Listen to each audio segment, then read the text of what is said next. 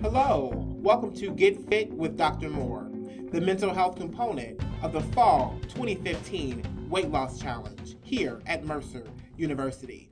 I am Dr. Darren D. Moore, and I'm an assistant professor in the master's program in marriage and family therapy.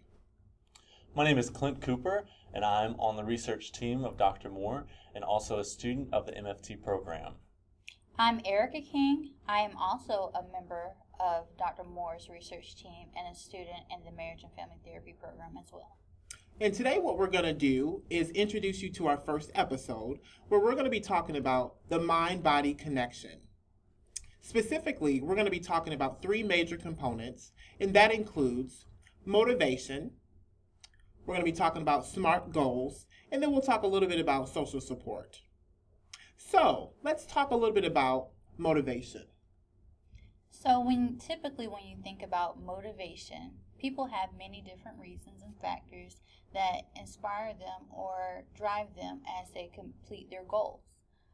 Motivations can come easy for some, however, for others, it can be a little bit difficult.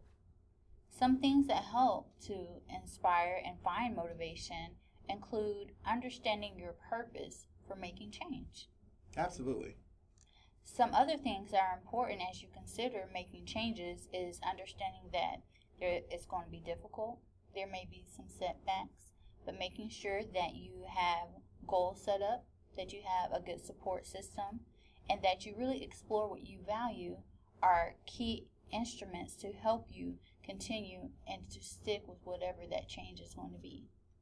So when you think about motivation and trying to inspire and help people to start a process, and then also to maintain that process over time, what are some of the things that we've noticed as we've worked with clients who are either trying to start a new healthy process or trying to work towards a goal? What are some things that you've noticed as motivating factors?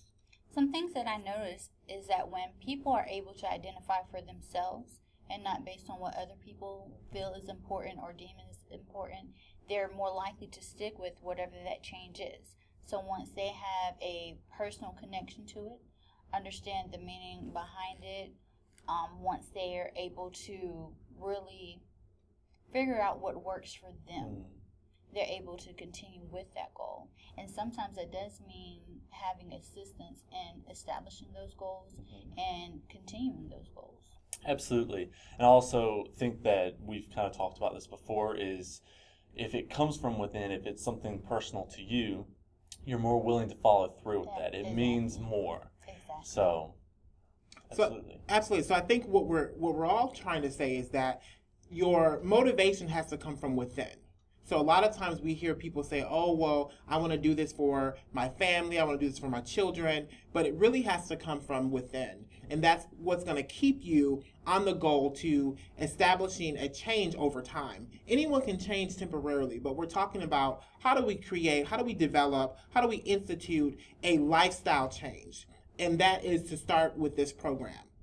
And so as we think about how do we motivate you all and how do we get you to think more critically about this process, one of the things that we want to focus on is how do we start with goals. I think everything that we do is possible, but we have to start with having some very important and very well thought out goals. So we're going to talk a little bit about that today. Absolutely. Just as Dr. Moore just said, you've really got to think through the goals that you want to accomplish. If you start out doing something and don't really think it through, you're probably not going to finish. You're going to say, okay, well, I've done enough. I've done good enough.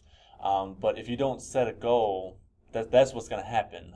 But setting goals holds you accountable.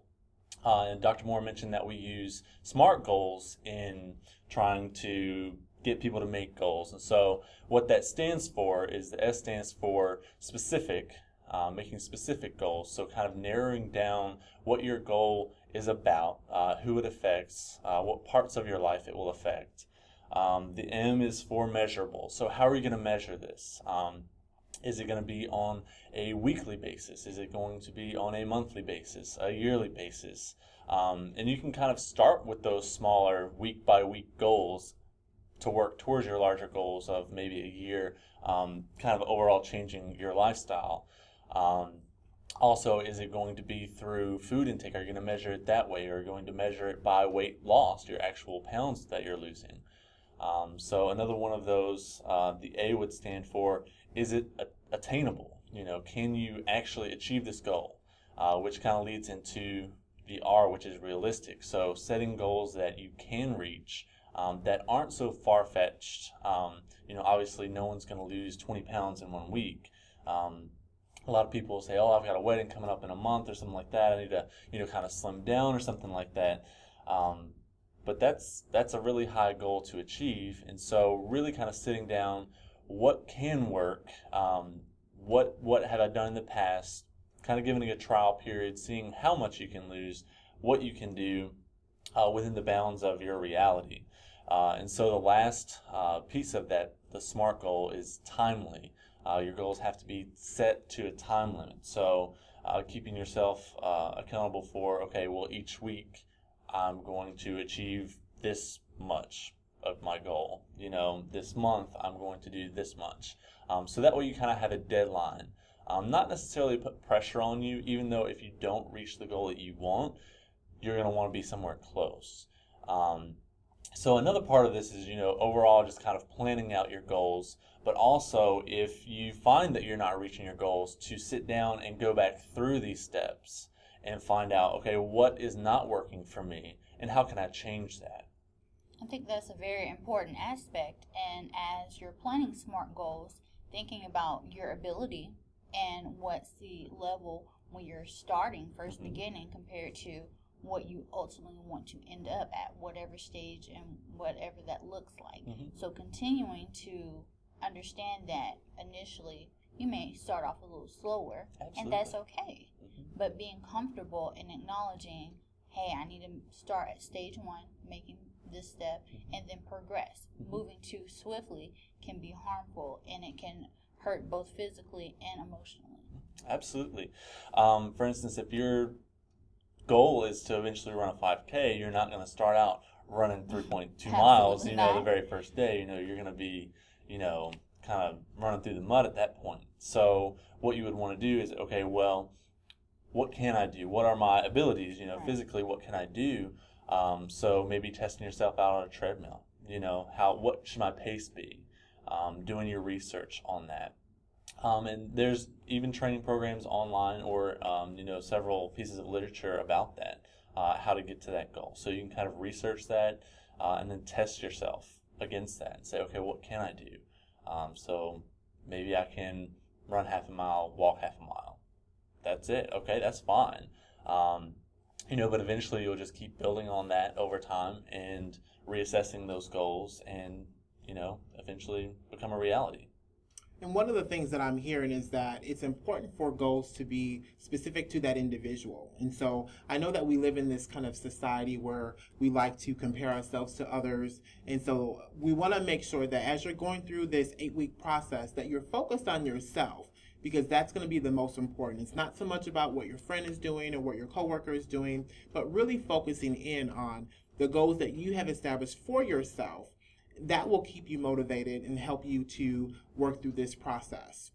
So we talked a little bit about motivation, and that's going to be the key component to all of this.